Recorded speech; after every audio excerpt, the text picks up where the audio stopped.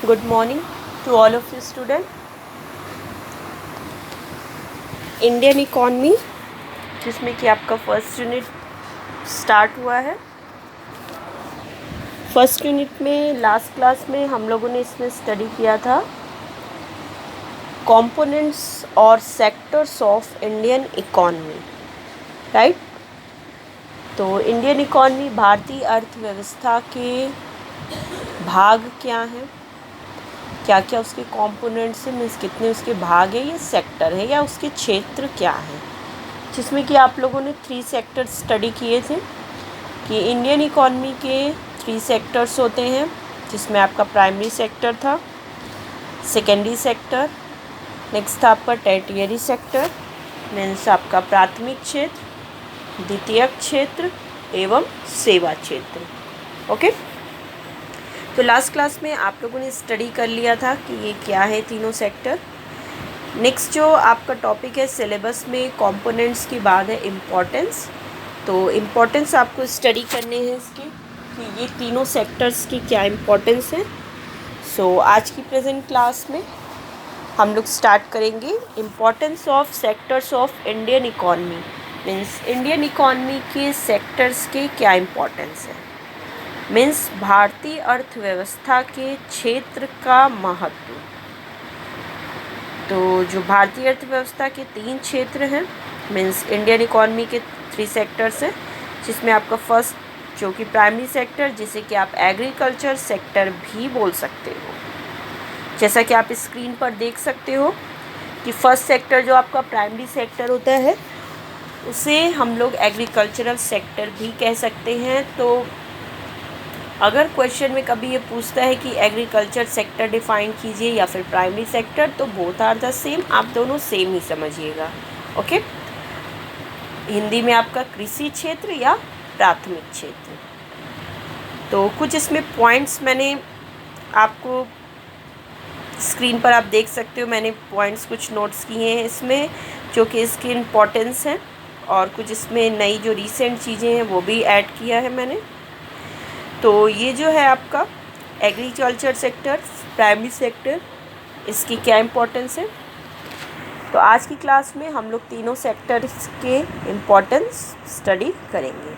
Okay, so let's start the class.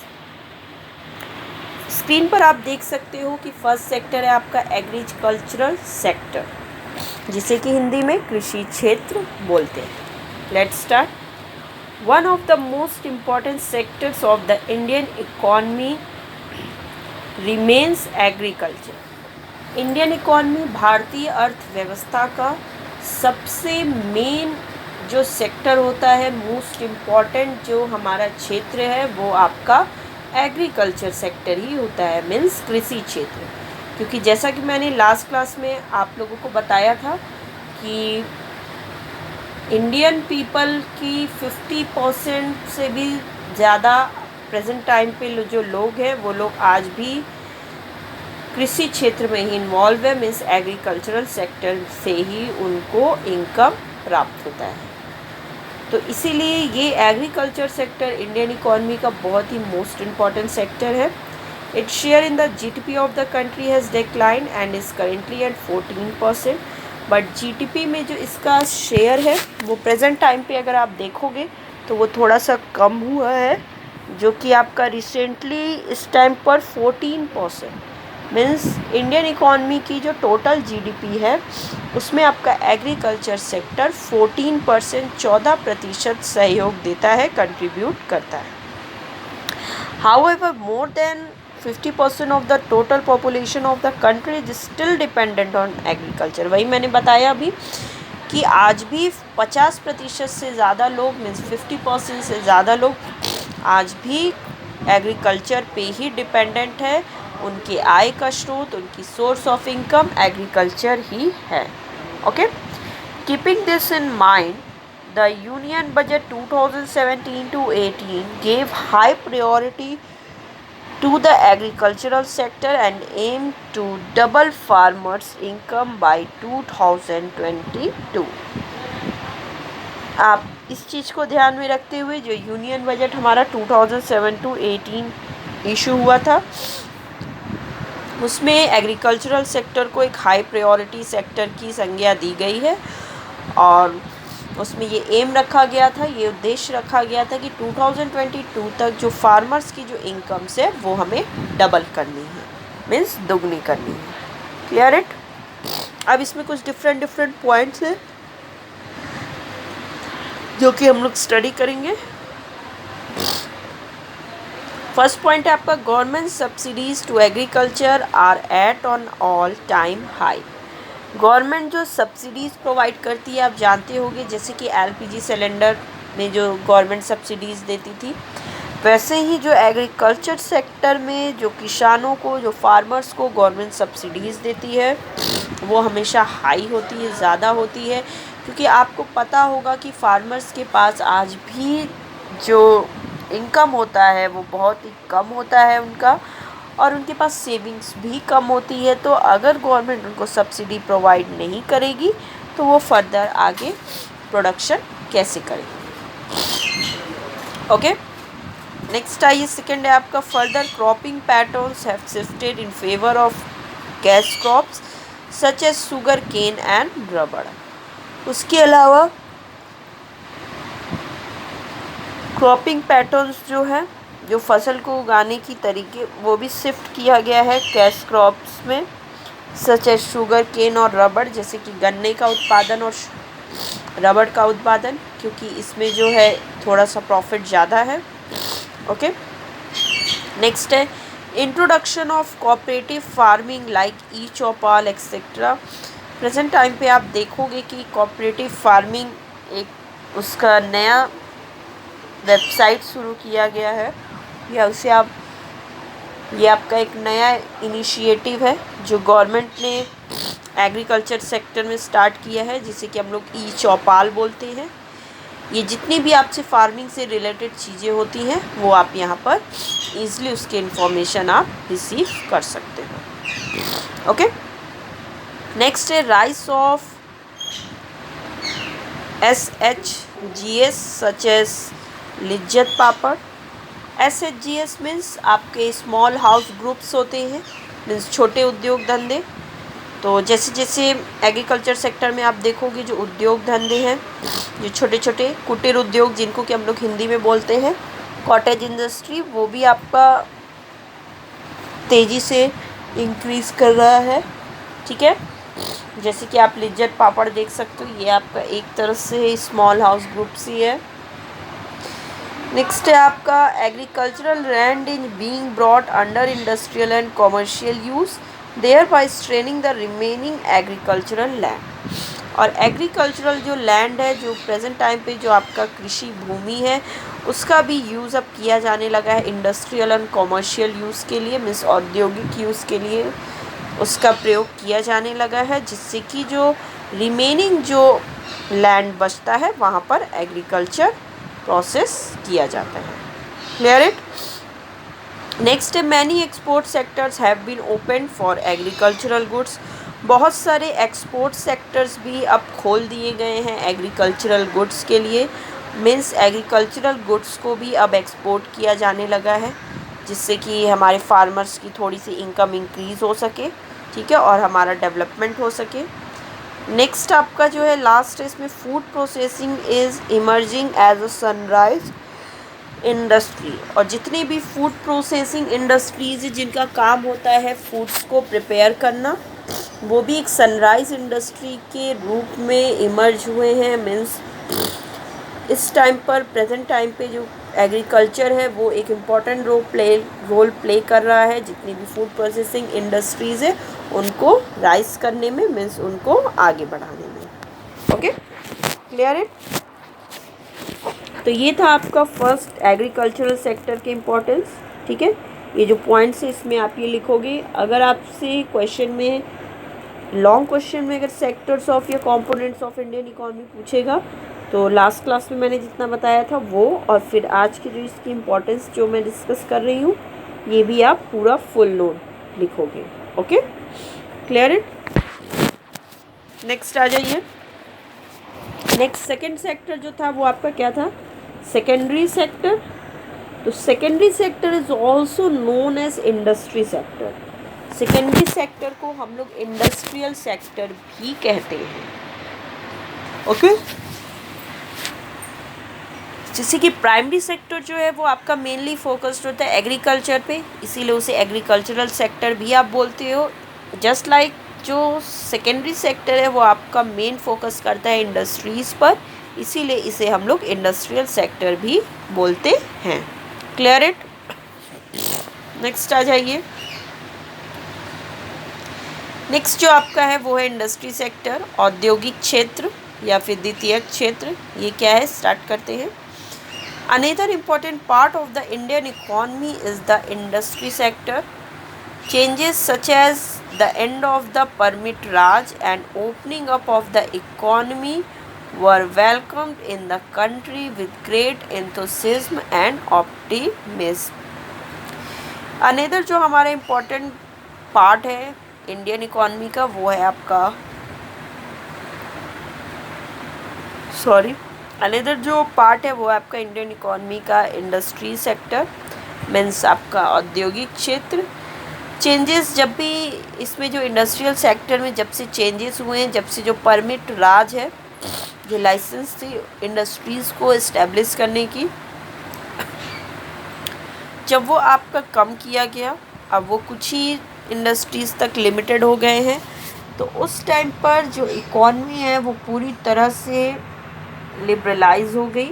Means economy को पूरी तरह से ओपन कर दिया गया, जिससे कि ईज़िली जो है लोग इंडस्ट्रीज़ को इस्टेब्लिश कर सके with great enthusiasm and optimism. Okay, as a result of these changes the industrial potential of the economy has increased since 1991।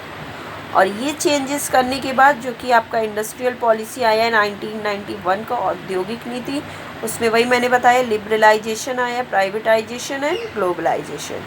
तो जब लिबरलाइजेशन कर दिया गया मीन्स उदारीकरण की नीति अपनाई गई, तो जो इंडस्ट्रियल सेक्टर है वो पूरी तरह से फ्री हो गया, पूरी तरह से ओपन हो गया कि ईज़िली कोई भी इंडस्ट्रीज़ को इस्टेब्लिश कर सकता है। ओके,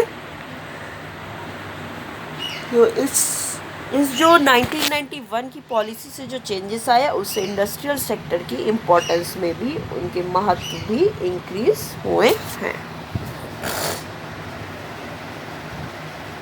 ओके, नेक्स्ट आ जाइए।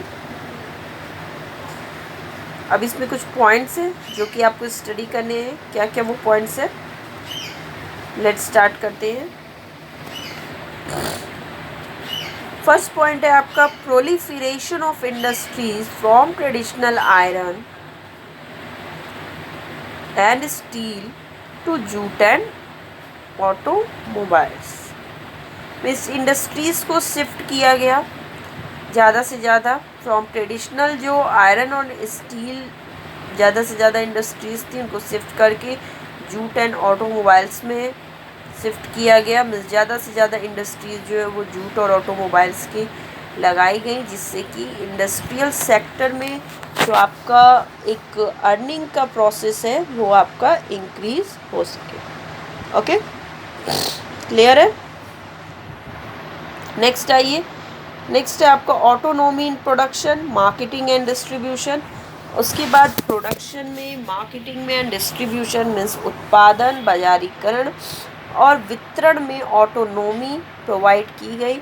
मीन्स स्वायत्तता प्रोवाइड की गई कि ईज़िली आप जो भी प्रोडक्शन कर रहे हो, जो भी मार्केटिंग कर रहे हो प्रोडक्ट का, जो भी डिस्ट्रीब्यूशन कर रहे हो, उसमें आपको ऑटोनॉमी है। आप अपने अकॉर्डिंग जो भी पॉलिसीज़ एंड रूल्स को आप के हिसाब से आप उसको प्रोड्यूस कर सकते हो, मार्केटिंग कर सकते हो एंड डिस्ट्रीब्यूट कर सकते हो। क्लियर है? नेक्स्ट है reduced red tapism. Red tapism means लाल फीताशाही कम हुई है। इंडस्ट्रियल सेक्टर जो 1991 की पॉलिसी आने के बाद जो इंडस्ट्री सेक्टर की ये भी बेनिफिट है कि यहाँ पे लाल फीताशाही, रेड टेपिज्म कम है। Encouragement to private investments both domestic as well as FDI। वही प्राइवेट इन्वेस्टमेंट्स को इंकरेज किया गया बोथ डोमेस्टिक लेवल पे मीन्स आपका होम लेवल पे एंड FDI और इंटरनेशनल लेवल पे, नेशनल और इंटरनेशनल लेवल पे प्राइवेट सेक्टर को, प्राइवेट इन्वेस्टमेंट को इंक्रीज़ किया गया ताकि वो ज़्यादा से ज़्यादा इंडस्ट्रीज़ में इन्वेस्ट करें, जिससे कि इंडियन इकॉनमी की जो ग्रोथ है और इंडियन इकॉनमी की जो जीडीपी है वो भी इंक्रीज़ हो सके। Clear it? नेक्स्ट आइए, transfer of technology and benefits of research and development to the advantage of the economy. फिर जितनी भी जो टेक्नोलॉजी हैं और जो बेनिफिट्स हैं रिसर्च एंड डेवलपमेंट की, उसे भी ट्रांसफ़र किया गया एडवांटेज टू द इकॉनमी पे, ठीक है, जिससे कि इंडस्ट्रियल सेक्टर आपका तेज़ी से डेवलप कर सके और ग्रो कर सके। नेक्स्ट है आपका arrival of investment models such as joint ventures, public private partnership, MNCs. इसके बाद 1991 की पॉलिसीज़ के बाद जो इन्वेस्टमेंट मॉडल है, नए नए इन्वेस्टमेंट मॉडल इंट्रोड्यूस हुए, ठीक है, मीन्स आपके जो विनियोग मॉडल है वो नए नए विनियोग मॉडल का परिचय हुआ, जिसमें कि आपका है, इसमें आपका पीपीपी है, पब्लिक प्राइवेट पार्टनरशिप आया एग्जिस्टेंस में, एंड देन जो है आपका इसमें आया जितनी भी डिफरेंट चीज़ें हैं वो सारी चीज़ें इंट्रोड्यूस हुई। ओके, तो नेक्स्ट आप स्क्रीन पर देख सकते हो, नेक्स्ट जो आपका है वो है service sector. Okay, so let's start करते हैं हम लोग सर्विस सेक्टर। ये क्या है, जिसे कि हिंदी में सेवा क्षेत्र बोलते हैं। The sector that benefited most from the new economic policy was the services sector. जो हमारी न्यू इकोनॉमिक पॉलिसी, नई औद्योगिक नीति आई, जिससे सबसे ज़्यादा फ़ायदा जिस सेक्टर को हुआ है वो है आपका सेवा क्षेत्र, means service sector. Banking, finance, business process outsourcing and most importantly information technology services have seen double digit growth.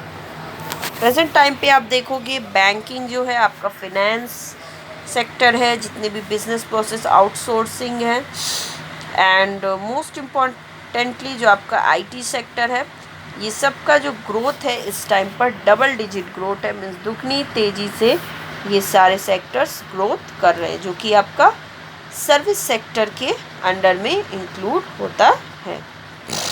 Okay, Indian इसमें कुछ पॉइंट्स है, क्या क्या पॉइंट्स है, लेट्स स्टार्ट करते हैं। Indian IT giants such as Infosys, Wipro and TCS have made their mark on the global platform.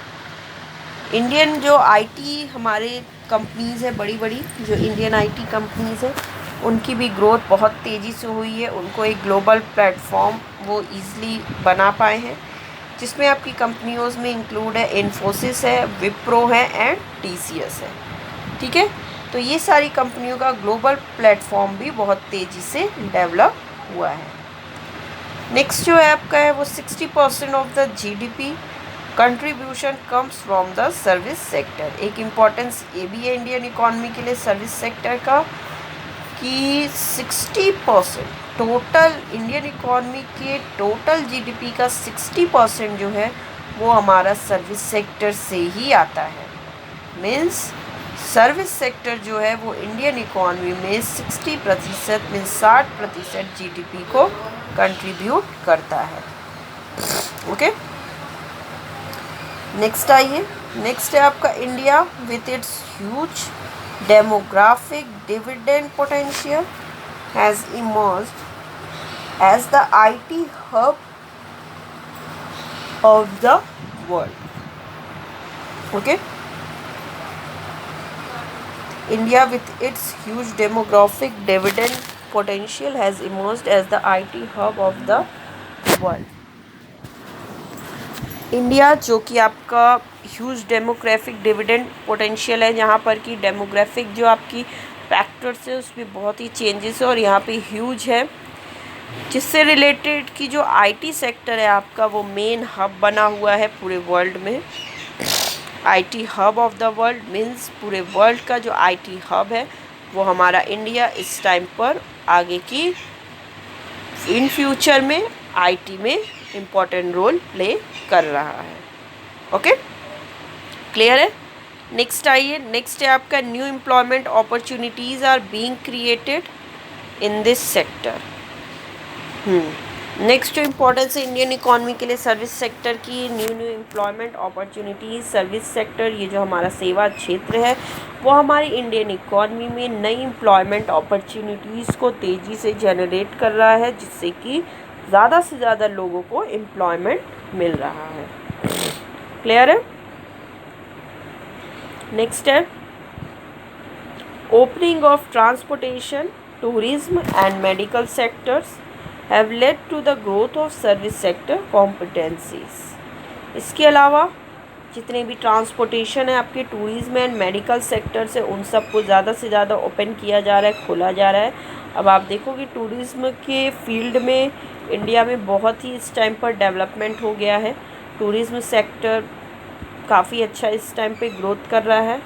जो आपका ट्रांसपोर्टेशन एंड मेडिकल सेक्टर्स है उनकी भी जो ग्रोथ कॉम्पिटेंसीज है वो भी बहुत तेज़ी से इंक्रीज़ कर रही हैं, जो कि इंडियन इकॉनमी के ग्रोथ एंड डेवलपमेंट के लिए बहुत ही इम्पॉर्टेंट है। Clear it. नेक्स्ट आ जाइए। नेक्स्ट आपका जो पॉइंट है वो है RBI has transit from being a regulator to a facilitator. अब जो हमारा आरबीआई, जो कि आप जानते हो रिज़र्व बैंक ऑफ इंडिया, जो कि इंडिया का सेंट्रल बैंक है, जो आरबीआई है अब वो रेगुलेटर से फैसिलिटेटर में ट्रांसफ़र हो गया है। मीन्स आरबीआई जो कि बैंकिंग कंपनीज़ को, जितनी भी हमारी फिनेंस सेक्टर, इंश्योरेंस कंपनीज़ हैं, उनको रेगुलेशन का वर्क करती थी, उनके रेगुलेटिंग का। बट आरबीआई रेगुलेटिंग तो कर रही है, बट इस टाइम पर वो एक फैसिलिटेटर का रोल भी प्ले कर रही है। मीन्स हमारे जितने भी सर्विस सेक्टर्स हैं उनको ईज़िली फंड्स वगैरह प्रोवाइड कर रही है, जिससे कि हमारा डेवलपमेंट, मीन्स हमारी कंट्री का डेवलपमेंट में एक important role service sector play कर रहा है। नेक्स्ट है आपका product delivery of financial investments. जितनी भी फिनेंशियल इन्वेस्टमेंट्स हैं उनकी प्रोडक्ट डिलीवरी भी बहुत ईजी हो गई है थ्रू सर्विस सेक्टर, जो कि सर्विस सेक्टर में आपका ट्रांसपोर्टेशन, कम्युनिकेशन वगैरह ये सारी चीज़ें आती हैं। तो इनके थ्रू जितनी भी फिनेंशियल इन्वेस्टमेंट्स हैं उनकी डिलीवरी भी इजी हो गई है। नेक्स्ट है आपका wider penetration of services such as insurance, banking, stock market etcetera.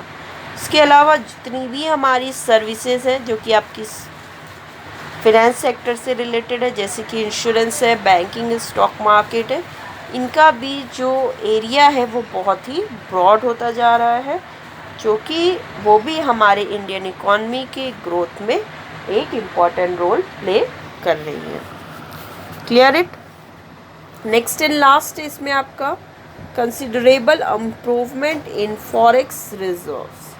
Service sector के थ्रू जो फॉरेक्स रिजर्व है, मीन्स जो हमारी कंट्री की फॉरेन एक्सचेंज रिजर्व है, विदेशी मुद्रा कोष है, उसमें भी बहुत ही अच्छा इम्प्रूवमेंट हुआ है, जिसमें कि सर्विस सेक्टर एक इम्पॉर्टेंट रोल प्ले कर रहा है। क्लियर है।